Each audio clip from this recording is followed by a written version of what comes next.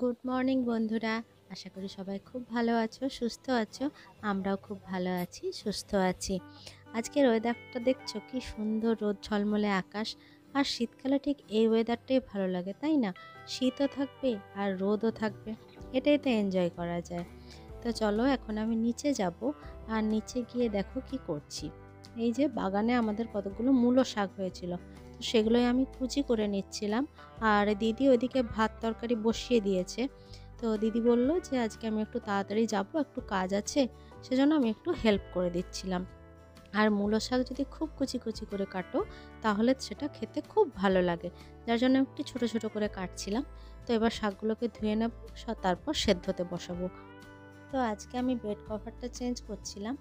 আর আমি বেড কভারের নিচে এরকম একটা মোটা কাপড় পেতে রাখি, যাতে করে কি হয়, বেড কভারটা ঠিক সেট থাকে, নয়তো বড্ড গুটিয়ে যায়। আর আমার বেড কভার গুটিয়ে গেলে একটুও ভালো লাগে না। তো একদিকে আমি ওই কাজটা করছিলাম, আর একদিকে আমি রান্নাঘরে মাছ ভাজতে দিয়েছিলাম, সেগুলোকে মাঝে মধ্যে এসে উল্টাচ্ছিলাম। তো বেড কভারটা চেঞ্জ করতে গিয়ে দেখলাম যে জানালার ওখানটাতে একটু ঝুল মতো হয়েছে, সেগুলোকেও ঝেড়ে নিচ্ছিলাম। আর খাটের ওই পাশটাতে নোংরা মতো হয়েছে অল্প স্বল্প, সেগুলোও পরিষ্কার করে নিচ্ছিলাম।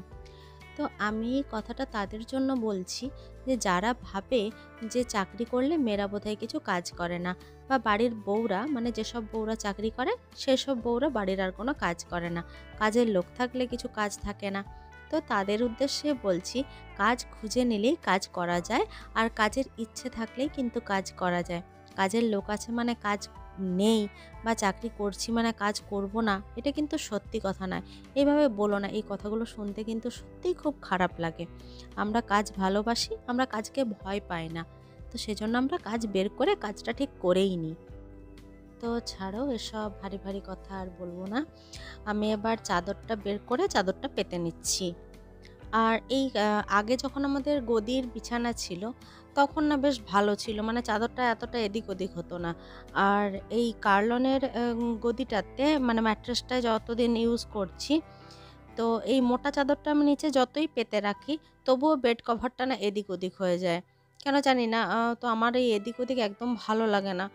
আর এটা আমি ভাবছি সেল করে দেব, কিন্তু সেরকম কাউকে পাচ্ছিও না যে সেল করব, যার জন্য আর গদিও বানাতে পারছি না, কারণ তখন এটা কোথায় রাখবো, তাই না? তো এটাতে শুয়ে ঠিক আরামও হয় না। দেখি এবার ভাবছি এটাকে সরিয়ে রাখবো, আর ওই তুলোর গদি বানিয়ে নেব। আমার এখন তোমাদের সাথে কথা বলতে বলতে বেড কভার পাতা হয়ে গেছে। মশারিটা আমি এরকম একটা, আমাদের শোকেসের মতো আছে, নিচটা ওই কাপবার্ডের মতো করা আছে, তো ওখানে রাখ। মশারি বিছানার উপর পড়ে থাকলে না আমার একটুও ভালো লাগে না। আর আমি রান্নাঘরে চলে এসেছি, তোমাদের দাদাভাই খাবার নিয়ে বেরোবে, তো খাবারটা ওকে টিফিনে প্যাক করে দিচ্ছি। তো আজকে হয়েছে মূলো শাক ভাজা, পালং শাকের ঘন্ট, বেগুন পোড়া, আর হয়েছে ডাল, আর মাছ ভাজা। মাছটা আর অন্য কিছু করার মতো সময় ছিল না, তোমাদের দাদাভাই বেরিয়ে যাবে, যার জন্য মাছটা ভেজেই দিয়ে দিয়েছি। মানে সকালটা পুরো বাড়িতে যুদ্ধ চলতে থাকে, এ ওদিকে বেরোবে, ছেলে সেদিকে বেরোবে, মানে প্রচণ্ড তাড়াহুড়োতে সব কাজ করতে হয়। আর দেখো বাড়িতে থাকলে আমি কীরকম পাগলির মতো থাকি। তো এই ভিডিওটা আমি সন্ধ্যাবেলা করছিলাম, যার জন্য ওইসব করার সময় পাচ্ছিলাম, সকালে সময় থাকে না। আর আজকে মনে হলো একটু কেক বানাই। তো চিনিটাকে প্রথমে আমি তো মিক্সিতে গুঁড়ো করে নিয়েছি। আর আমার তো দেখলেই 4টে ডিম ফাটানো হয়ে গেছে। আমি টোটাল 6টা ডিম দিয়েছিলাম।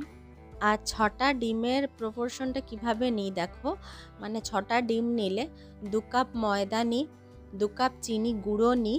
গোটা চিনি কিন্তু গুঁড়ো করলে অনেকটা বেড়ে যায়, তো এই জন্য আমি গুঁড়ো চিনির মাপটা বললাম। 2 কাপ গুঁড়ো চিনি, আর হচ্ছে 2 চামচ বেকিং পাউডার, আর 2 চিমটে, মানে আঙুলের, 2টো আঙুলের যে মাপটা হয়, 2 চিমটে ওই বেকিং সোডা। আর হচ্ছে 2 কাপ তেল লাগে, 2 কাপ তেল দিলে খুব ভালো হয়। তো আমি অতটা তেল খাই না বলে আমি 1 কাপ তেল দিয়েই করি। আর দিতে হবে 2 টিস্পুন ভ্যানিলা এসেন্স, মানে সব কিছু টু এই মাপেই হবে। তো তোমরা এভাবে বানিয়ে দেখতে পারো, এটা খুব ইজি হয়, আর খেতেও ভীষণ টেস্টি হয়। তো সব কিছু বেশ অনেকক্ষণ ধরে ফেটিয়ে নিয়ে কড়াইয়ে অল্প একটু বালি গরম করে, মানে 5 মিনিট আগে প্রি হিট করতে হবে বালিটাকে। তারপর ওরকম একটা স্ট্যান্ডের ওপর আমি কেকটাকে, মানে কেকের ব্যাটারটাকে একটা ওই যার যেরকম পট আছে, অ্যালুমিনিয়ামের যেগুলো হয়, বা কেকের জন্য তো আলাদা পাওয়া যায়, কন্টেনার, তো সেগুলোতে দিয়ে বসিয়ে দিই। আর ওপরে তোমরা যদি ফ্রুটস দিতে যাও, টুটি ফ্রুটি, চেরি ফল, তারপরে কাজু কিশমিশ, তো সেটা দিয়ে করতে পারো। আর কেকটা হতে ওই 45 মিনিটস মতো লাগে। তারপর দেখো সন্ধেবেলায় আমার দুটো পার্সেল এসেছিলো, তো এই এখন আমি ওপেন করছি। আমি একটা ওয়ার্মার অর্ডার করেছিলাম ফ্লিপকার্ট থেকে, তো সেটা এসছে। আর এসছে আমার গোপালের জন্য দুটো সোয়েটার। কিন্তু আমি এই কালারগুলো অর্ডার করিনি, আমি অর্ডার করেছিলাম পিঙ্কের সাথে, মানে রানী কালারের সাথে সবুজ কালার, আর একটা ছিল হলুদের সাথে সবুজ কালার। ওই দুটো খুব সুন্দর দেখতে লাগছিল, তো ওই দুটো দেখে অর্ডার করেছিলাম। যাই হোক, লাল সাদাটা তো আমার খুবই পছন্দ হয়েছে, কিন্তু আরেকটা আমার অতটাও ভালো লাগেনি, তো রিটার্ন করব না, পরিয়ে দিই এবছরটা। আর দেখো কি সুন্দর ছোট্ট ছোট্ট দুটো কিউট কিউট টুপিও আছে। তো আমার গোপাল সোনা পরে নিক এবছর, সামনের বছর আবার ভালো ওকে সোয়েটার কিনে দেব। ভিডিওটা যদি তোমাদের ভালো লাগে অবশ্যই লাইক, কমেন্ট, শেয়ার আর চ্যানেলটাকে সাবস্ক্রাইব করে দিও, আমাকে সাপোর্ট করো কেমন। তো আজকে চলো এতটাই পর্যন্ত, সবাই ভালো থেকো, সুস্থ থেকো, গুড নাইট, টাটা।